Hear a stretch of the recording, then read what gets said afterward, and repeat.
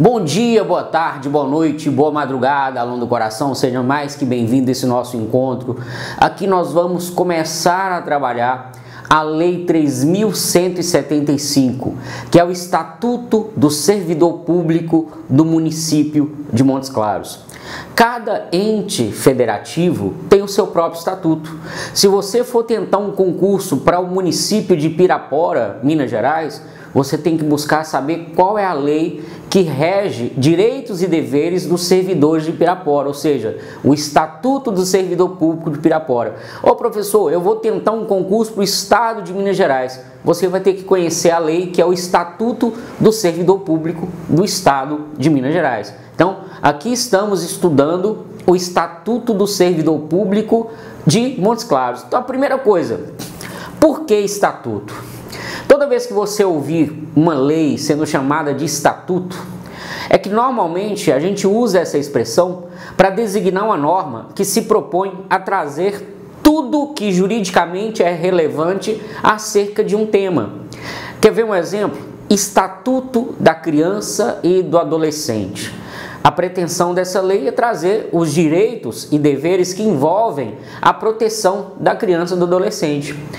Estatuto do Desarmamento. A pretensão dessa lei é trazer tudo que é relevante sobre porte, posse de arma, enfim, sobre armas de modo geral. Então, a palavra estatuto nos remete a isso.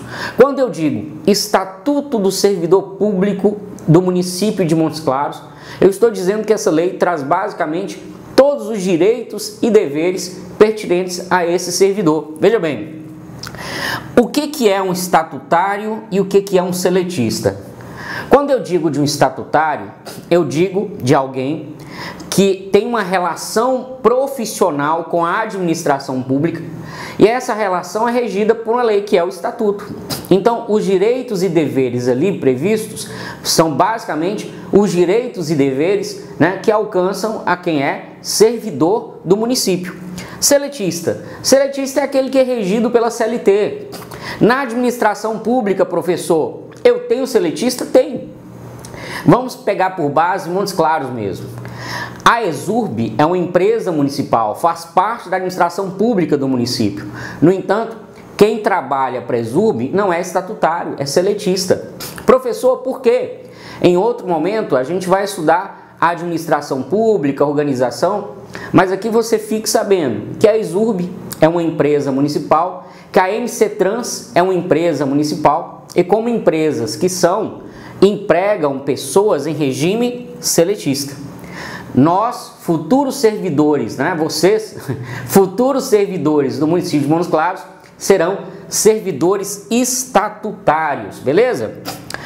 Qual é a vantagem de ser estatutário?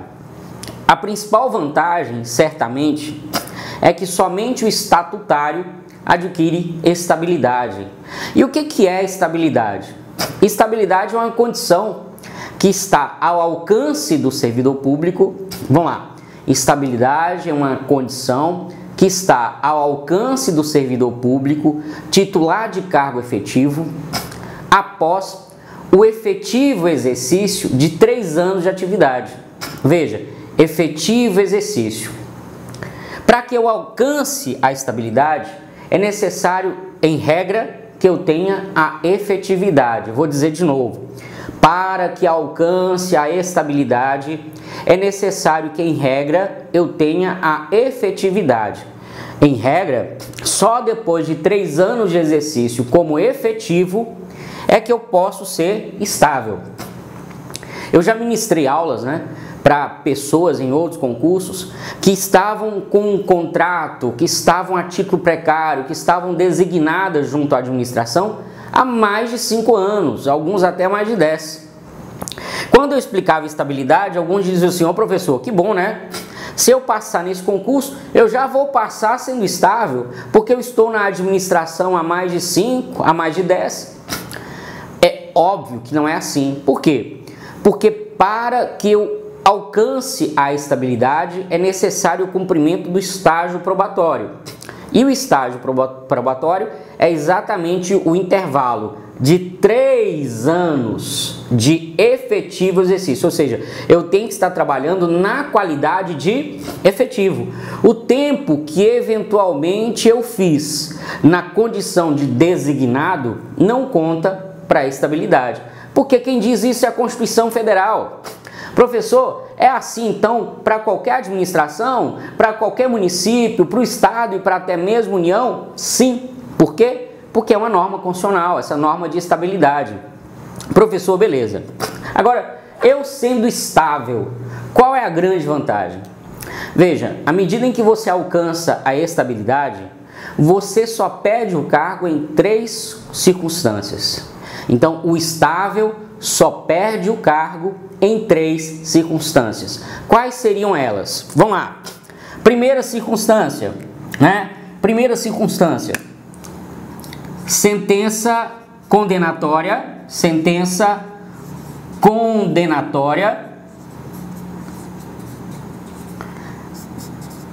transitada em julgado. Então, o indivíduo foi condenado e não cabe sobre essa sentença nenhuma espécie de recurso. Já teve tudo quanto é recurso possível e não tem mais recurso. Quando não tem mais recurso sobre uma sentença, é justamente que se diz que houve trânsito em julgado. Tendo havido trânsito em julgado, se ele foi condenado, ele pode ser demitido. Ele então, mesmo sendo estável, será demitido. Outra, processo administrativo disciplinar. Então, ele pode, tendo incorrido em alguma infração disciplinar, tendo transgredido algum dever, ele pode acabar respondendo um processo administrativo junto à administração municipal e tendo a ampla defesa e o contraditório. Não se esqueça, né? Mediante a ampla defesa, ele teve todo o direito de se defender. Ele pode ter sido demitido, então, num processo administrativo disciplinar com a garantia de ampla defesa. E, por fim, a última, ele ainda pode perder o cargo, mesmo sendo estável, por avaliações periódicas. Professor, como assim? Olha, é assim, ó. A lei vai dizer uma sequência de avaliações periódicas insatisfatórias que resultarão em demissão. Exemplo, a lei vai dizer, por exemplo, assim, ó. Depois a gente vai ver como é que é exatamente isso, mas é o que eu quero apenas ilustrar. Supondo que a lei diga, olha, o servidor que obteve 2 notas insatisfatórias em 2 avaliações seguidas vai ser demitido. Então, eu teria disposto em lei uma sequência, uma combinação de avaliações periódicas insatisfatórias que culminariam com a demissão do servidor. Agora, além disso, professor, existe uma outra diferença? Existe uma outra diferença entre o servidor estatutário e o servidor seletista? Existe. Anotem para mim assim, ó. Para o servidor estatutário, os direitos e deveres emanam apenas da lei. Para o servidor estatutário, direitos e deveres emanam apenas da lei. Para o seletista, direitos e deveres nascem da lei, mas também podem nascer de acordos, né?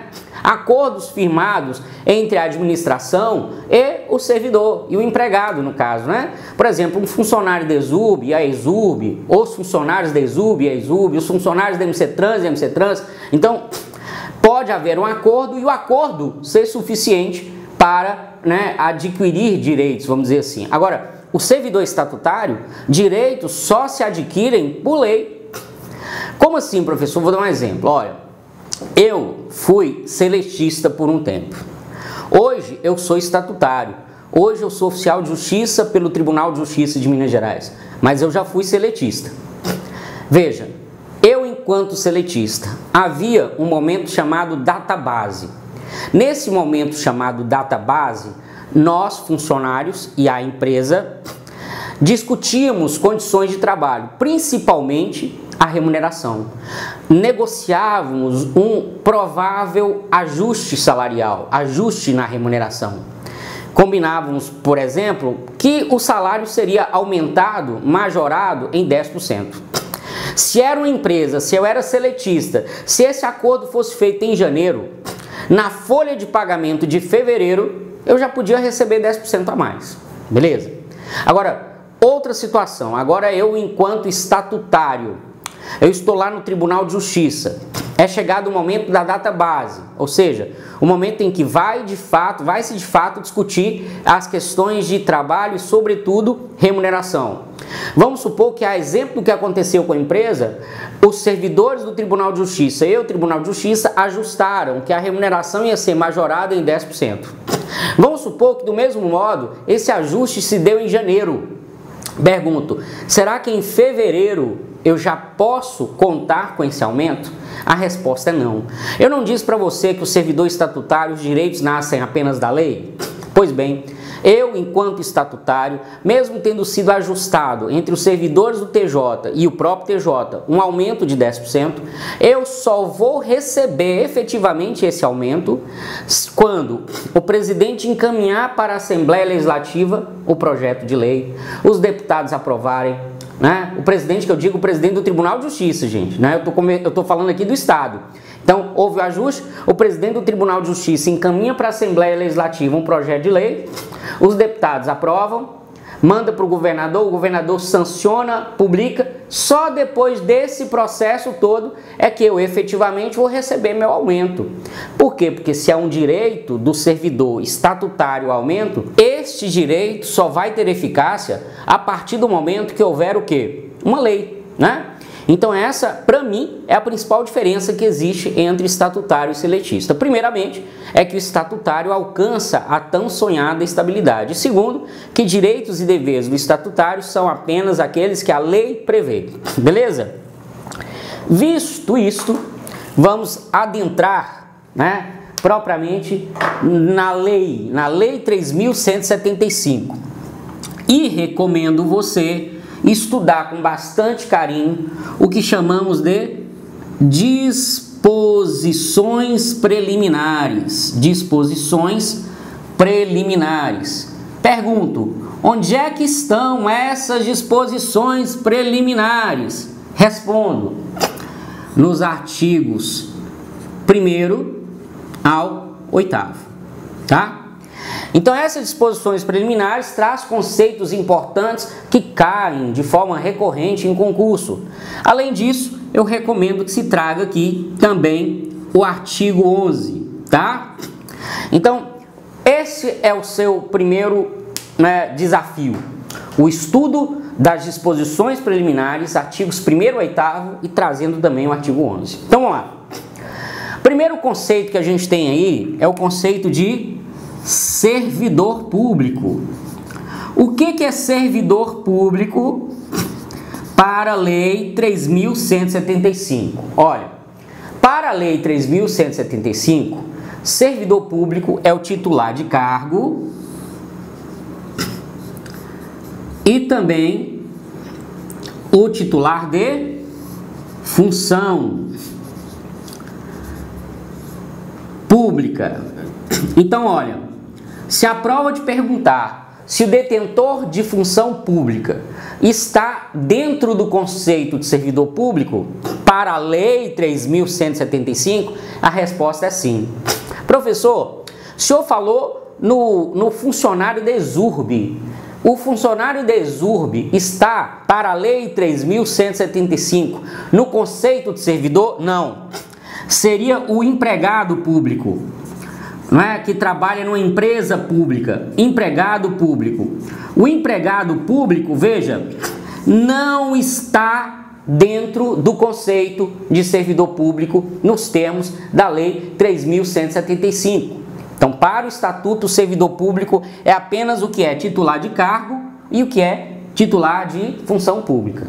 Veja, e o cargo, ele pode ser provido, né? Existem dois tipos de cargo. Existe o cargo em comissão e existe o cargo efetivo.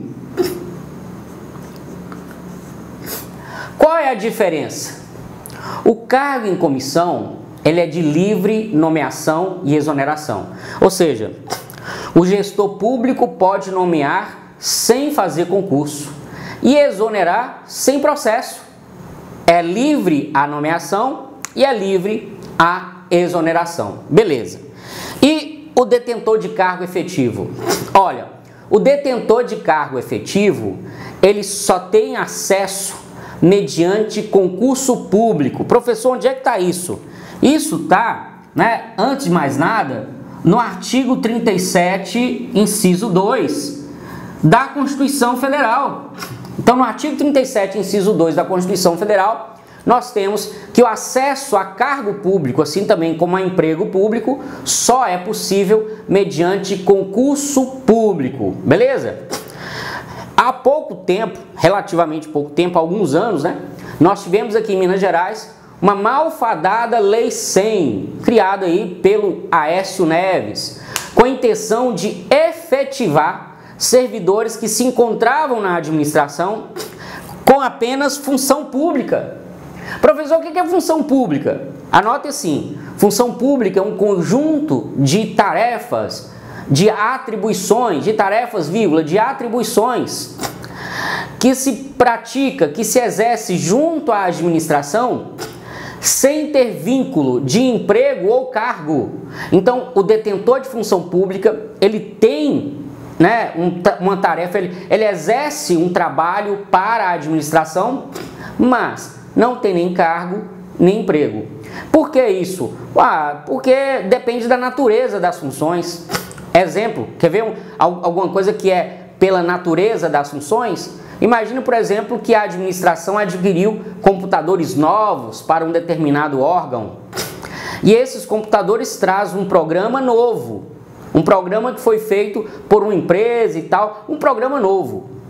Eu posso trazer para exercer funções na administração a título de função pública, alguém que seja um monitor de informática que vá simplesmente orientar os servidores a usarem aquele programa. Veja, é alguém que está trabalhando para a administração, mas pela natureza é algo que é tão casuístico, é algo que é tão temporário, que não justifica a criação de cargo, que não justifica também o vínculo por emprego. Ele tem o quê? Apenas função. Ou então, é pela temporariedade. Olha, eu vou contratar aqui alguns professores para trabalharem esse ano. Se eles ficarem o ano que vem, vai ser outro contrato, mas aqui vai ser temporário. A princípio, eu vou contratar por apenas um ano. Então, também assim, função pública. Você certamente identificou alguns amigos, talvez até você mesmo, Professor, então eu sou o designado, eu tenho função pública? Sim. Você tem um vínculo precário com a administração, que não é nem um vínculo de cargo, não é nem um vínculo de emprego, nos resta então a função pública. Função pública é aquela cujos titulares exercem um trabalho para a administração sem ter cargo ou emprego, beleza? Aí vamos detalhar um pouquinho mais aqui, tá certo? Eu disse a vocês que eu só posso ser efetivo por concurso público. E eu disse também que somente sendo efetivo eu posso ser estável, não é isso? Então coloque uma observação para mim. Exceção, Exceção de quem? Exceção da CF. ADCT. O que é ADCT? Ato de Disposições Constitucionais Transitórias. Vou dizer de novo. Ato de Disposições Constitucionais Transitórias. O que a Constituição Federal trouxe nesse ADCT? Antes da Constituição, era muito comum, mas muito antes, coisa de antigamente, você encontrar servidores que tinham entrado para a administração em concursos como assistente administrativo e, por influência, amizade, uma série de outras circunstâncias, migravam para carreiras muito melhores. Pessoas que entravam como assistente administrativo e aposentavam como fiscais do Estado, só para vocês entenderem a dimensão disso aí. A Constituição de 88 veio então falar, vou acabar com isso. A Constituição foi promulgada em 5 de outubro de 1988. E a Constituição Federal disse assim, olha, a partir de agora, qualquer carreira que você vai entrar, você tem que prestar concurso. Então, se eu sou assistente administrativo e quero ser fiscal, eu tenho que fazer concurso para fiscal. Mas, ao mesmo tempo, o legislador constituinte, aquele que fez a Constituição, pensou assim, poxa, mas não pode, Fica cruel demais. Eu estou mudando as regras do jogo agora, para ficar correto, para ficar, né, do jeito que tem que ser. Concurso só, a cargo público efetivo só através de concurso. Mas não seria muito justo eu mudar tanto assim a vida de pessoas que estão em cargos sem concurso há tanto tempo, porque essas pessoas de certa forma estão de boa fé. Se elas estão, foi porque o Estado permitiu que estivessem. Então eu não posso mudar tanto assim a vida das pessoas. A Constituição diz, olha, vamos fazer o seguinte, isso é o que eu digo na DCT. Se alguém estiver nesta condição há mais de 5 anos, a contar da promulgação da Constituição, o que vai acontecer com essa pessoa? Essa pessoa vai ter o direito de adquirir estabilidade. Veja, estabilidade é uma exceção que a Constituição traz, que faz com que a pessoa possa ser estável sem ser efetivo. Eu prestei o concurso para o Tribunal de Justiça, que é esse que eu exerço até hoje, em 2005. E quando eu prestei o concurso, eu tinha colegas de fórum que também prestaram para cargos para os quais eles já eram estáveis. Aí você pensa assim, poxa, para que alguém vai tentar um concurso para um cargo em que já tem estabilidade? Resposta, ele quer ser efetivo, porque a efetividade só vem com concurso público. Aí a pergunta ainda mais, por que ele quer ser efetivo? Gente, você só faz parte de uma carreira se for efetivo, e você só é promovido se faz parte de carreira. Se eu não faço parte de carreira, o meu salário só aumenta naquele momento em que todo ano se aumenta para todos os servidores, ao passo que se eu sou membro de carreira, ora, eu posso receber promoção, progressão, a depender do plano de carreira da minha profissão. Ficou claro aí? Beleza? Então vamos seguir com outros conceitos. Então vamos lá, o nosso primeiro conceito. O que é cargo? O que é cargo? Anotem para mim assim. Cargo é uma unidade ocupacional. Cargo é uma unidade ocupacional criada por lei em número próprio, com denominação e atribuições também definidas por lei, né? Então, cargo é uma unidade ocupacional na estrutura da administração. E, obviamente, ao cargo corresponde o quê? A um servidor, tá? Então, cargo é uma unidade ocupacional criada por lei em número próprio, né? Que tem denominação e atribuições também definidas em lei e, obviamente, o cargo é pago pelos cofres públicos, beleza? Como nós já vimos, eu tenho cargo efetivo e eu tenho cargo em comissão. O cargo em comissão, ele é de livre nomeação e exoneração, tá? Então, o que a gente pode dizer do cargo em comissão? Primeiro, livre nomeação e exoneração. Agora, cuidado. Eu tenho cargos em comissão de recrutamento limitado, primeiro amplo, recrutamento amplo. Eu tenho cargos em comissão de recrutamento amplo. O que eu quero dizer com recrutamento amplo? Eu quero dizer o seguinte, que para esse cargo em comissão eu posso nomear qualquer pessoa. Eu, gestor, posso nomear qualquer pessoa. Imagine, por exemplo, eu sou prefeito e vou nomear alguém para a Secretaria de Esportes, né? Há pouco tempo, na minha cidade, na nossa querida Montes Claros, né, foi nomeada uma jornalista muito simpática, foi nomeada secretária de Esportes, né? Podia nomear? Pode. É um cargo em comissão cujo recrutamento é amplo, Mas veja, eu tenho também cargos em comissão de recrutamento o quê? Limitado. Eu tenho, então, dos dois modos, recrutamento amplo, mas eu também tenho de recrutamento limitado. Gente, vocês podem encontrar as expressões recrutamento limitado, recrutamento estrito, recrutamento restrito. Mas o que quer dizer isso? Quer dizer o seguinte, eu só posso, para esses cargos, nomear quem já é servidor de carreira, quem já é servidor efetivo, quem já está na administração. Quem vai dizer isso é a lei. A lei cria o cargo e diz assim, esse cargo só pode ser ocupado por servidor de carreira. Vou dar um exemplo. Me disseram, se eu estiver errado me perdoem, eu estou vendendo peixe pelo preço que eu comprei. Há pouco tempo eu ministrei um concurso para secretário de Educação do Estado de Minas Gerais. E me falaram o seguinte, ó professor, no Estado de Minas Gerais, o cargo de diretor de escola é um cargo em comissão de recrutamento limitado. Por quê? Porque eu só posso nomear quem já é servidor da educação. Então, é um exemplo de cargo de recrutamento o quê? Limitado, tá certo? Então, entenderam o que é o cargo em comissão, que é a lei de livre nomeação e exoneração, que tem cargos de recrutamento amplo e cargos em comissão de recrutamento limitado. Isso também vem desde a Constituição. A Constituição, lá no artigo 37, salvo engano, inciso 5, vai nos dizer assim, se eu estiver enganado quanto ao inciso, mas diz lá no 37, que parte dos cargos em comissão devem ser reservados, ou deve ser reservada, né? Parte deve ser reservada para servidores de carreira. Esses cargos reservados a servidores de carreira, como é que eu chamo? Cargos de recrutamento limitado.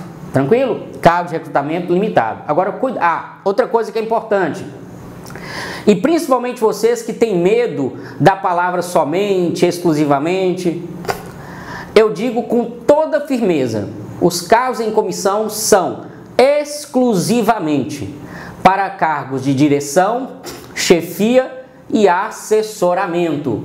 Direção, chefia e assessoramento. Você não pode, por exemplo, ter em cargo em comissão um motorista de administração. Ô professor, o senhor não falou direção? Gente, é direção de coordenar pessoas, de dirigir setores, departamentos, né? Óbvio, não é direção de veículo. Então, o cargo em comissão é estritamente para direção, chefia e assessoramento, correto? Aí, então você tem um cargo que é efetivo e é em comissão. O efetivo é aquele que só por concurso público se tem acesso, é aquele que depois de 3 anos, cumprido o estágio probatório, pode adquirir estabilidade. O cargo em comissão é de livre nomeação e exoneração, né? Posso nomear de qualquer modo, sem concurso, mas também posso exonerar sem processo. Esse cargo em comissão existem. Cargos em comissão de recrutamento amplo, que eu posso chamar qualquer um, por exemplo, o secretário municipal, mas cargos em comissão de recrutamento limitado. Beleza. Eu tenho o detentor de função pública, que é aquele que exerce uma função, exerce tarefas, mas sem ter cargo nem emprego, não é isso? Beleza. Agora veja, eu tenho uma figura importante também. Essa figura importante da qual eu vou tratar é a chamada função gratificada. Função gratificada. Como é que é o nome do trem? Função gratificada. Olha bem, o que eu vou dizer dela? Ela também é de recrutamento limitado. Eu só posso designar, olha que eu não digo nomear. Para função pública e função gratificada, eu digo designar. Eu só posso designar alguém para função gratificada que já seja servidor. O que se diz é o seguinte, é um grupo de tarefas tão pequeno que não justifica a criação de um segundo cargo. Que eu posso simplesmente pegar um servidor que tem um cargo e acrescer às atribuições originais do seu cargo um conjunto de atribuições correspondente ao quê? À função gratificada. Olha bem, assim também de novo vendendo o peixe pelo preço que eu comprei. Me disseram que no estado de Minas Gerais o vice-diretor escolar é um cargo, é uma função gratificada. Que é alguém que continua exercendo sua função do cargo original, não sai do cargo e exerce um pacotinho de atribuições a mais, como vice-diretor seriam esse pacotinho, então o quê? A função gratificada. Professor, e ele recebe a mais por isso? Olha, meu aluno, por isso que chama a função o quê? Gratificada, que ele vai receber pelo desempenho dela uma gratificação, beleza? Tranquilo? Olha, esses dias eu fui no presídio cumprir mandado, né? E aí encontrei lá um rapaz que é aluno meu, passou no concurso para policial penal, tem atribuições de policial penal, acompanhar preso em pavilhão, papapá. Mas sabe o que eu cheguei lá, o que ele estava fazendo? Ele estava lá reunindo uma equipe, dizendo assim, ó fulano, você vai ficar no pavilhão tal, aí fulano, você vai ficar no pavilhão X, ó, você vai fazer a cobertura da saúde, você vai acompanhar o preso no hospital assim assado, né? Então ele estava coordenando a equipe. O que é essa coordenação? Perguntei a ele, ele me disse que era uma espécie de função que gratificada. Era um conjunto de atribuições que se acrescem ao seu cargo original, né? Por ela, ele recebe o quê? Uma gratificação. Qualquer pessoa poderia ser coordenador de equipe lá no presídio? Não. É uma função gratificada. Então é recrutamento limitado. E se é recrutamento limitado, só pode desempenhar quem? Quem já é servidor. Beleza? Então você já viu cargo, já viu que o cargo é efetivo em comissão, já viu função pública, já viu função gratificada. Então veja, você sabe que existe uma unidade ocupacional chamada cargo. Você sabe disso, né? Aí eu vou dizer a você o seguinte: um conjunto de cargos para o que se exige, para os quais se exige, tá? Um conjunto de cargos para os quais se exige o mesmo nível de formação e que se tem o mesmo padrão de vencimento, eu chamo de classe, correto? Então na classe eu tenho o quê? Eu tenho um conjunto de cargos para os que se exige o mesmo nível de formação e eu observo ainda o mesmo padrão de vencimento. Eu chamo de classe. Então aqui você tem um cargo, um conjunto de cargos, você tem classe. Aí você observa que em determinada organização você tem uma série de classes. Esse conjunto de classes de uma mesma profissão você chama de carreira. Professor, por que você diz um conjunto de classes de uma mesma profissão? Olha, quando você for ler a Lei 3.175, você não vai encontrar exatamente com as palavras que o professor está dizendo, mas é mais uma forma de você fixar o conteúdo que está lá. Você deve ter lido antes, leia depois e você vai fixando, associando a nossa aula à letra da lei. Então, eu digo mesmo profissão, por quê? Porque qualquer dos cargos que você pegar aqui faz a mesma coisa, tem as mesmas atribuições. Dentro de uma mesma carreira, os cargos tendem a ter as mesmas atribuições, mas é o quê? Carreira, beleza. Aí você tem também o quê? Você tem os cargos isolados. O que é um cargo isolado? Cargo isolado é aquele, né? Cargo isolado é aquele que não compõe uma carreira. O cargo isolado é aquele que não integra carreira. Você ainda tem o quê? Função pública, não é isso? Você tem a função pública, né? Beleza. Então veja, você tem função pública, você tem cargo isolado, você tem cargos em classes, você tem a carreira. Juntando tudo isso, você tem um conjunto que eu chamo de quadro. Então, quadro do funcionalismo municipal é justamente o conjunto de cargo, classes, carreiras, cargo isolado e função pública. É, se fosse a matemática dizendo, o meu conjunto universo. A última informação aqui para encerrar esse trecho das disposições preliminares é a seguinte: os cargos em comissão, eu disse há pouco, que quando eu falo de cargo, eu falo em nomeação, e quando eu falo de função, eu falo em designação. Agora eu digo para você o seguinte: temporariamente, o cargo em comissão pode ser provido por designação, até que se possa nomear alguém. Eu tenho um exemplo trágico. Imagina vocês que morre um secretário do município, um secretário municipal morreu. Então, enquanto o prefeito não tem como nomear alguém, o que eu faço? Por designação, eu chamo alguém para ocupar, porque a pasta não pode ficar vaga, não pode ficar órfã, né? Eu posso chamar até um servidor da própria secretaria. Eu digo ao fulano, vem cá, assume aqui temporariamente, vou te designar até que eu possa nomear alguém. Beleza? Então veja, nós vimos os conceitos introdutórios constantes das chamadas disposições preliminares. Espero que você tenha compreendido e adorado essa aula. Feito isso, leia a lei e vamos seguir em outros intervalos, saboreando, né, os institutos desse nosso estatuto tão importante para a sua aprovação. Fala assim, professor, o senhor está louco falar de saborear essa lei? Meninos, meninas, só de saber que é necessário para a sua aprovação, você tem que gostar, tem que amar, tem que apaixonar. Um beijo, um queijo e até mais.